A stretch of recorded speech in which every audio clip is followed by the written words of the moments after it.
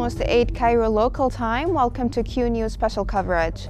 Tonight in Syria, a new appointment to the foreign ministry comes alongside diplomatic shifts. While over in Gaza, the humanitarian crisis deepens as the region faces new challenges. Stay tuned as we bring you these stories and more, providing critical insights and updates on the ground.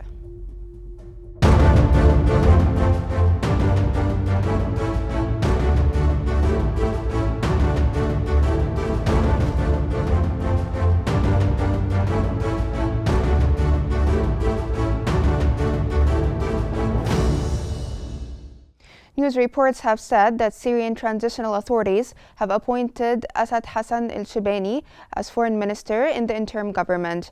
Al-Shibani assumes the position under the leadership of interim Prime Minister Mohammed al-Bashir. His appointment comes a day after a U.S. diplomatic delegation visited Damascus and met with the commander of military operations in Syria, Ahmad al-Shara.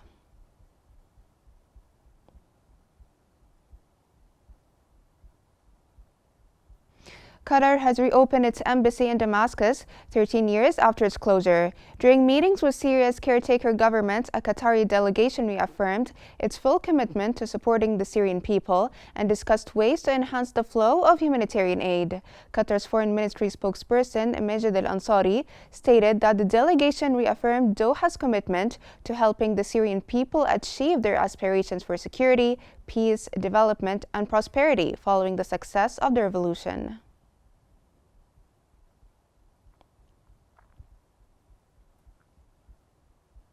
Iraqi Prime Minister Mohammed al-Sudani emphasized that Iraq is evaluating the situation in Syria to make necessary decisions. During a meeting with Italy's defense minister, al-Sudani stressed the importance of assisting Syrians in managing their affairs without interference that undermines Syria's sovereignty and territorial integrity.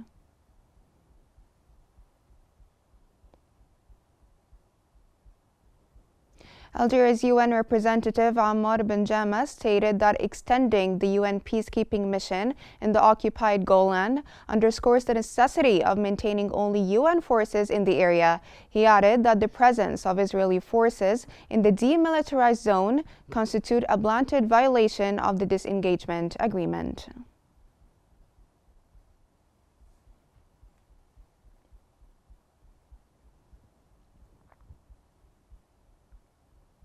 For further analysis on the situation in Syria, we're joined from Cairo by Al Ahram newspaper managing editor Ashraf Al Ashri. Mr. Ashraf, welcome to Q News. Thank you so much for joining us.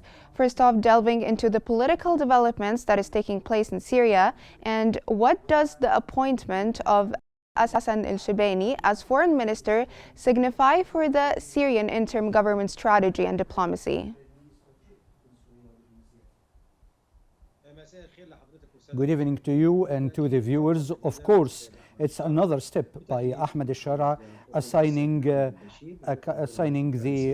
Mohammed al-Bashir government to have a new foreign policy and a foreign minister. Choosing al-Shibani is going to be a great step for contacts with the regional and international forces in order to broaden the connections and to enhance the Syrian efforts to remove the sanctions and prepare Syria for a new phase where the temporary government will play a role for the next 3 months and establishing the new power in Syria and resolving many of the issues about the internal interlacements and to have a big fan of contacts and dialogue with the regional and international forces in order to achieve a number of objectives that al-Shara government wants to lift the sanctions and the flow of humanitarian aid. Third and fourth is to have a great deal of international recognition of this new administration so as there will be more stability and there should be a rupture with the past of the Assad regime and to have more cooperation with the international community to see that there are some developments in Syria that is worth of notice by the international community to help Syria economically and politically and to help the return of the displaced Syrians with understandings with the countries that host these displaced and Syrians instead of an immediate flux of 7 million return that will be disturbing the internal Syrian situation that is not qualified for absorbing these people, because reconstruction is needed to absorb these people returning. Regarding the recent visit of senior U.S. diplomats to Damascus, where they sat with the interim government, what are the implications of this meeting, particularly when they sat with Ahmad al-Shara?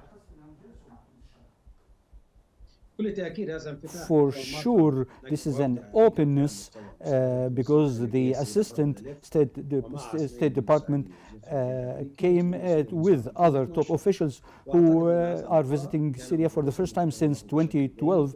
The meeting was well calculated and well prepared by the US to explore the horizons of cooperation with Ahmed Shara and his new administration in Syria. I believe that the American side managed to get a number of answers through posing some. Berberalev, the assistant in the United States, said that the meeting was fruitful and there is a great deal of cooperation that has started to be, because Shara has shown himself as a pragmatic person and he has succeeded to get American assurances of removing the bounty of $10 million to the one who would be arresting him. So al-Shara is not haunted by the US anymore, but at least he is emphasizing that there is a new phase of Syrian-American relations that will be followed by successive steps.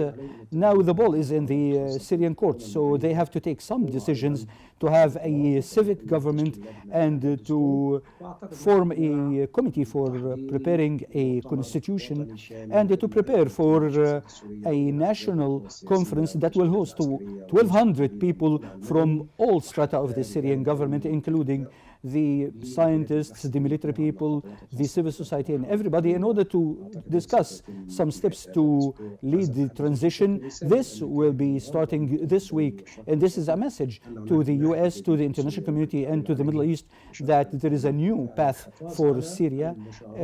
It's important to preserve participation, not domination. Mr. Ashraf, speaking of the Middle East and the regional developments we're witnessing, how significant is Qatar's decision to reopen its embassy in Damascus after 13 years, and what does this indicate about shifting regional dynamics? For sure, there is a great deal of intersection between foreign relations. The Germans, the Americans, the Italians, they opened the embassies 1 week before the fall of Bashar al-Assad. The Arab world should have embassies. Egypt and Saudi had it. And other countries has cut the relations with the Assad regime, and Qatar was like this. Now they raised the flag on the Turkey also opened an embassy last week, and there will be a visit of the Turkish foreign minister to Damascus this week and meet with al-Shara to prepare for a visit by Erdogan to meet with Ahmad al-Shara the day after next. So this indicates that there is a great deal of regional handling and international handling with the new administration in Syria to find a way to deal with the new scene in Syria. But some Arab countries are still in the wait-and-see mode to see what kind of government is going to emerge and who will be ruling Syria and what kind of assurances Shara will be presenting so as his group would not be labeled under political Islam, so as not to repeat the tragedy of the Muslim Brotherhood in rule, the same that happened in some other countries after the Arab Spring. So there is a great deal of international and regional involvement with Damascus, but some Arab capitals are still in the wait-and-see mode till things are clear and all to ensure that all Syrian community segments are part of the decision-making. Yeah, and speaking of Arab countries, I would like to integrate Iraq into our discussion, as the Iraqi Prime Minister al-Sudani has said that he is assessing the situation in Syria, and based on this, he will take an action. How does this comment or approach to Syria reflect broader regional attitudes towards Syrian sovereignty and territorial integrity? For sure, the Syrian-Iraqi relations is very complex and very dense.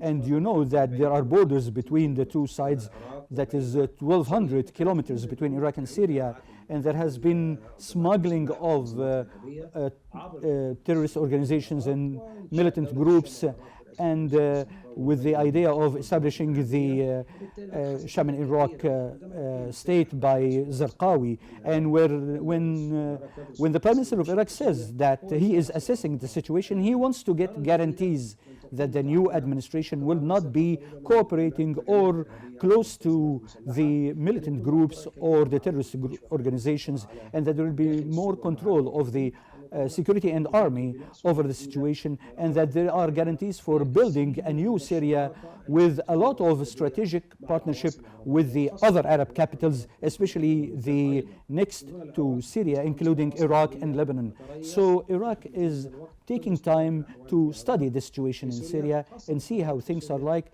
and because the steps in Syria are not as accelerating since Assad fall, and some political groups are not involved so far, like the coalition of Syrian opposition. It is not participating in any administration of the state, and none of them has been chosen to be even governors.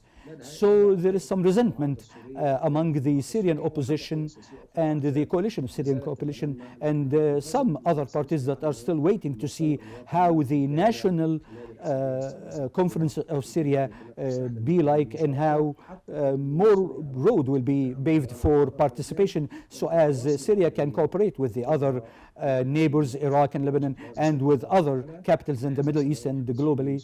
And we are waiting to see what happens in Syria in the next days and weeks, and then we see. Now, shedding light on Algeria as well, how do Algeria's comments about the UN peacekeeping mission in the Golan Heights fit into its broader foreign policy regarding Syria and the region?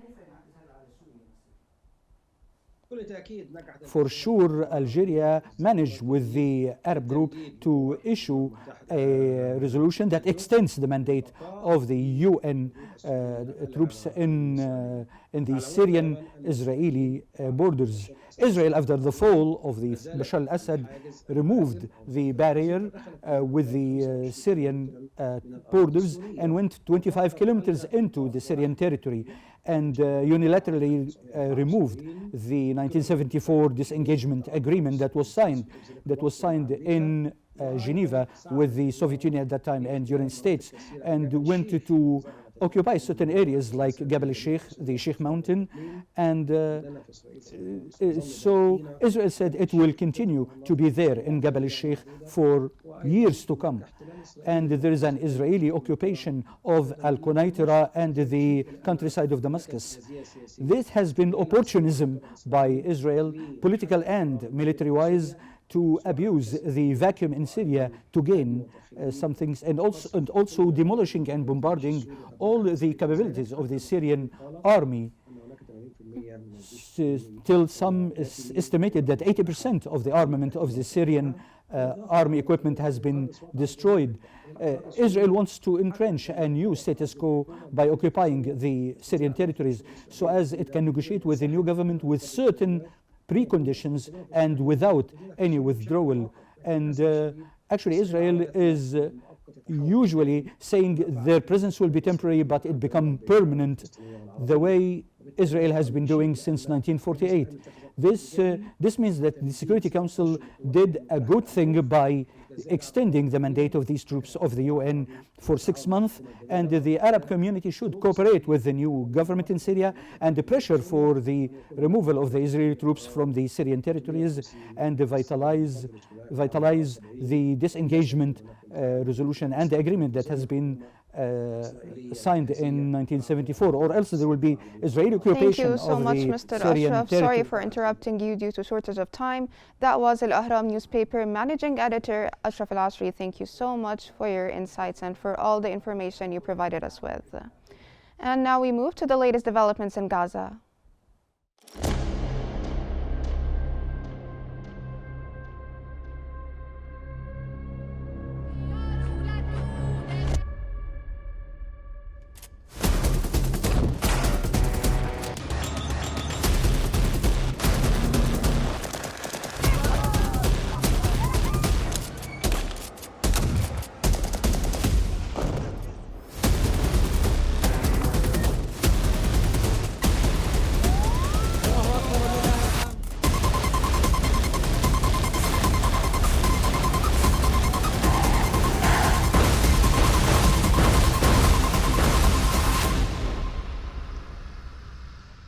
The municipality of Bethlehem has announced that Christmas this year would be limited to prayer and religious ceremonies as a rejection to the injustices against the Palestinian people. Speaking at a press conference, the local governor also expressed frustration at the international community's silence and called for a halt to the Israeli violations against the Palestinians.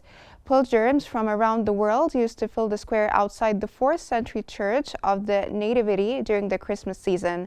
However, the October 7 attack and the ensuing war in Gaza have driven tourists away from this UNESCO World Heritage endangered sites.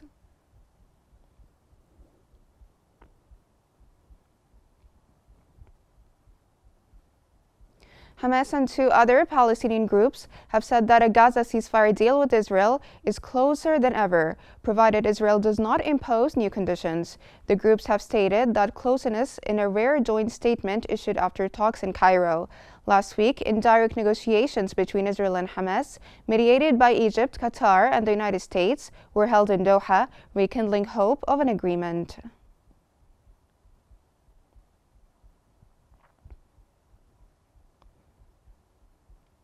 UNRWA has condemned the forced entry and presence of Palestinian armed actors in its health center in Jenin camp in the occupied West Bank.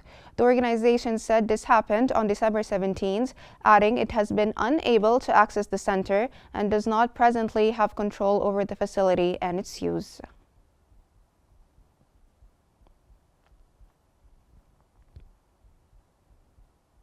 Gaza Civil Defense has urged the international community to put pressure on Israel to implement standard procedures for dealing with corpses in times of war. The Civil Defense also called for Israel to allow civil defense crews to retrieve dead bodies for a dignified burial. It also added Israel has destroyed all heavy digging equipment and devices for the civil defense teams to reach those killed.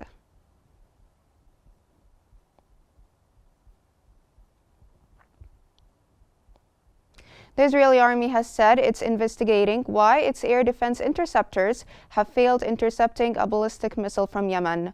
More than a dozen people were injured from the failed interception of a ballistic missile launched from Yemen. This was the 3rd incident of its kind just this week.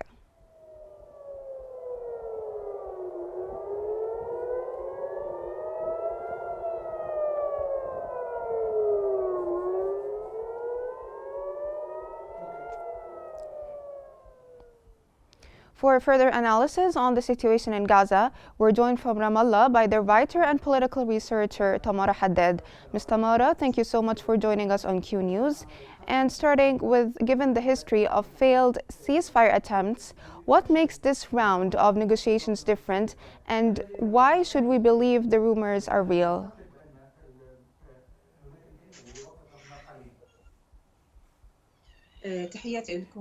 Greetings to you and your channel and your viewers. Till this moment, there are some gaps regarding the agreement or the path of the negotiations. The main gaps is that Netanyahu wants as much as possible of Israeli hostages to be released. But Hamas, till this moment, wants to release them at different stages, and whether the life or dead bodies. And there is a big obstacle that till this moment, the Hamas movement and the other factions, they don't have the full information about where are the hostages, because the communication between the leadership of Hamas and those on the ground from the resistance groups is difficult because of the continuity of the war on Gaza. And there is a great number of hostages were already killed because of the current war. But the hostages who are still alive, the media in Israel says that they are probably around 30 to 50 Israeli hostages who are still alive. And the others were either killed or because of the war continuing on Gaza. The other obstacle about the Palestinian prisoners and the Israeli prisons. The Palestinian prisoners are around 11,000 people, but Hamas wants the ones who got long terms and certain names like Marwan Barghouthi, Abdullah Barghouthi, and Ahmed Saadat. But the Israelis want to release these people outside the Palestinian territories and to move them to Turkey, Qatar, or Iran. And there is still a discussion about that. And there are some signs of approval, but still the gaps are still there regarding the negotiations. The other gap is about Rafah crossing. Who takes charge of Rafah crossers, of the Rafah crossing? And there is another point about the withdrawal of the Israeli troops from Mitzrayim. Is it in the first truce, and will there be second and third stages or not? And they are not speaking about second and third stages now politically, and they are only speaking about the release of the Israeli hostages, but nobody is talking about the next day of the Gaza Strip and the future of Gaza Strip. So there are many contrasting views about managing Gaza Strip in the future, but all these views is not prepared to deal with the next day in Gaza. So because of all these gaps, there is still something, but whether this will be filled or not, these gaps will be filled or not, there might be some successive steps, but till now there is no clarity yet about reaching such a deal.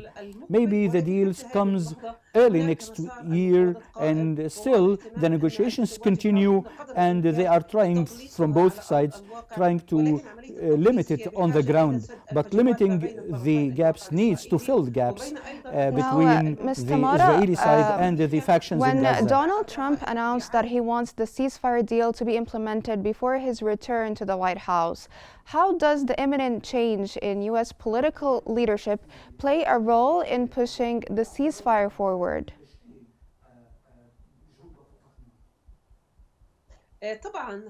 Of course, there is a great effort made by the U.S. at the level of the current administration, the Biden administration, as well as an intersection between the Republican administration of Trump and what's happening. Trump is not much caring for establishing negotiations till he comes to office on January 20th. And Trump said the hostages should be released, or else he will convert the whole situation into a hell. But this is just hardline words from Trump. It is just a pressure maybe to both sides, and more of a pressure on Hamas to release the Israeli hostages, and maybe hinting to Netanyahu to allow some kind of a withdrawal or a ceasefire. But what is more at stake is the pressure on Hamas to release the hostages and then to establish second and third stages later on. But what's important is the first stage. It is the stage where the American pressure are high, as well as regional pressures, and there are some pressures inside Israel to boost these negotiations to go forward and this deal to come. So there are pressures on the government to go for a deal. And some 78% of the Israelis now want this deal to take place. And even people inside the government want this, but there are some voices that are saying no yet. Some people inside Israel saying we will not give a survival for Hamas, we are not giving a deal that can keep Hamas till next day. So there are some problematics existing, and it's all about the next day in Gaza. Till this moment, Netanyahu is saying we will not end the war except by eliminating Hamas, and Hamas will not be ruling in Gaza. So this is the biggest obstacle regarding who will be running Gaza Strip in the next day.